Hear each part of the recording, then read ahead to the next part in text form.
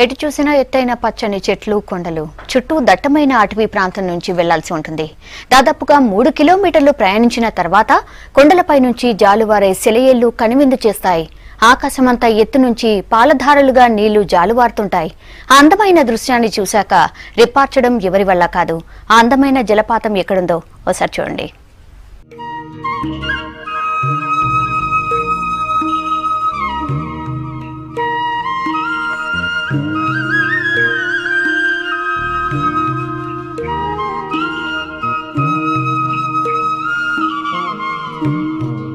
Mini నయాగారాను గుర్తు చేసే ఈ అద్భుత దృశ్యం ఏ సినిమా గ్రాఫిక్సో భారీ సెట్టింగో కాదు. అభయారణ్యంలో తెల్లని నురగలు కక్కుతున్న ఈ జలపాతం ఖమ్మం జిల్లా వాజేడు మండలంలోని బొగత జలపాతం. భద్రాచలం నుంచి 130 కిలోమీటర్ల దూరంలో ఉంది. వరంగల్, ఖమ్మం జిల్లాలను కలుపుతూ గతంలో ఓ బ్రిడ్జ్ నిర్మించారు. అప్పుడే ఈ జలపాతం వెలుగులోకొచ్చింది. ఇక్కడికొచ్చే పర్యాటకులకు తిరిగి వెళ్లాలంటే మనసు ఒప్పదు.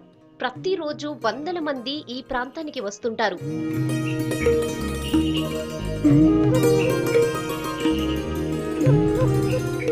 సినిమా గ్రాఫిక్స్ కు అలవాటు పడ్డ యువత సహజ సిద్ధమైన జలపాతాలు చూడలేకపోతున్నారు. దాంతో ఈ సీనరీస్ ఆకర్షిస్తున్నాయి. ఈ స్పాట్ ను చూడ్డానికి రాష్ట్ర నలుమూలల నుంచే కాదు, ఎన్ఆర్ఐలు కూడా వచ్చి ఎంజాయ్ చేస్తుంటారు.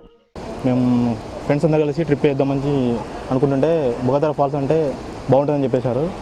అంటే ఎలా ఉందంటే బాహుబలి సినిమాలో సెట్టింగ్ చేశారు కానీ న్యాచురల్ లేదు. ఇది చూస్తే దానికంటే న్యాచురల్ ఉంది. రావడానికి చాలా ఇష్టపడతారు. విజువల్స్లో కనిపిస్తున్న ఈ జలపాతం ఏదో సినిమా సెట్టింగ్ కోసం ఏదో భారీగా కోట్లు వెచ్చించి ఏర్పాటు చేసిన సెట్టింగ్ కాదు.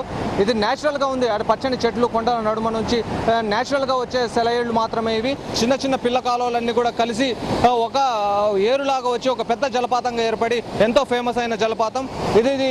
తెలంగాణ రాష్ట్రంలో అది ఖమ్మం జిల్లాలో ఉండడం అనేది చాలా అదృష్టంగా ఇక్కడ ఉన్న స్థానికులు కూడా భావిస్తున్న పరిస్థితి అయితే ఉంది. ఛత్తీస్గఢ్ దండకారణ్యంలో 50 కిలోమీటర్ల దూరంలో ఉన్న నల్లందేవి గుట్ట దగ్గర బొగత జలపాతం పుట్టింది.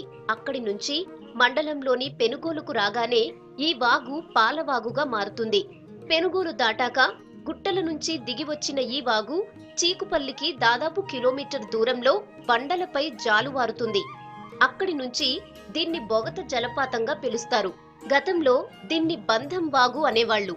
7 మంచాల నులకతాడు వేస్తే అందనంత లోతుగా ఈ జలపాతం ఉంటుందని ఇప్పటికీ చుట్టుపక్కల వాళ్లు చెప్తుంటారు. ఇక్కడ ఆంజనేయ స్వామి ఆలయం ఉండటంతో స్థానికులు పూజలు చేస్తుంటారు.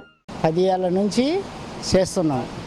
స్వామి అక్కడ 10 సంవత్సరాల నుంచి ఇక్కడ చేరుకున్నారు. ఇక్కడ చూపించింది అంటే నేను ఇక్కడ ఉన్నాను, నాకు ఇక్కడ మిల్లు చేయాలి. రోడ్లు లేక ఇబ్బందులు జరుగుతున్నాయి. జనాలు వచ్చే కాడ పోయే కాడ రాత్రిలో పగులు వచ్చే కాడ రోడ్లు లేక ఇబ్బందులు అవుతాయి. ఇక రావాలంటే ఇక బాగా బంక నేల కదా, రాకుండా అవుతాను, నడిచి రావాల్సి వస్తాను. సో ఇక్కడ వాటర్ ఫాల్స్ ఉన్నాయని చెప్పి తెలిసి నెట్లో సెర్చ్ చేసి పేపర్లో చూసి వచ్చాము. అంతా ఇది చేస్తారు, బట్ ఇక్కడైతే ఫుల్ న్యాచురల్గా ఉంది. ఇక్కడ రావడానికి కూడా చాలా కష్టపడి వచ్చాము. దీని తెలంగాణ గవర్నమెంట్ దీనికి తీసుకొని టూరిస్ట్ ప్లేస్ లాగా గుర్తించి డెవలప్ చేస్తే ఇంకా పబ్లిక్ రావడానికి ఆస్కారం ఉంది. Looking is good. ఇక ఈ బొగత జలపాతం చేరుకోవాలంటే బోలెడన్ని సమస్యలు. దట్టమైన అటవీ ప్రాంతంలో ఉండటంతో ఈ జలపాతానికి అంతగా గుర్తింపు రాలేదు. రోడ్డు లేదు, శుభ్రత కనిపించదు. మహిళలు వెళ్లాలంటే పెద్ద సాహసమే చేయాలి. ఇంత అందమైన ప్రాంతాన్ని అభివృద్ధి చేస్తే రాష్ట్ర ప్రభుత్వానికి ఆదాయంతో పాటు గుర్తింపు కూడా వచ్చే అవకాశాలున్నాయి. జలపాతం దగ్గర భద్రత లేకపోవడంతో ఇక్కడికొచ్చిన యువకులు ఈత కొట్టేందుకు జలపాతంలోకి దూకి ప్రాణాలు పోగొట్టుకుంటున్నారు. కనీసం పార్కింగ్ చేసేందుకు కూడా వీలుగా లేదు.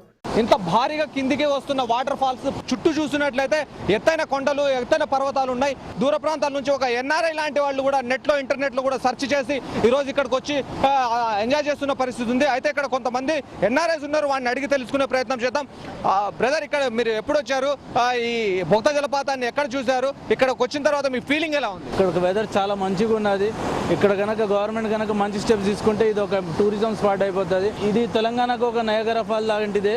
అసలు ఎక్కడ లేని విధంగా ఇంత మంచిగా ఇంత వెదర్ ఇచ్చిన ఈ క్లైమేట్ చాలా మంచి అనుభూతిని ఇస్తుంది ఇక్కడ. అయితే కేంద్ర ప్రభుత్వ స్వదేశ్ దర్శన్ స్కీమ్ లో బొగత జలపాతాన్ని చేర్చింది. గిరిజన సర్క్యూట్ లో భాగంగా కేంద్రం దీన్ని అభివృద్ధి చేయనుంది.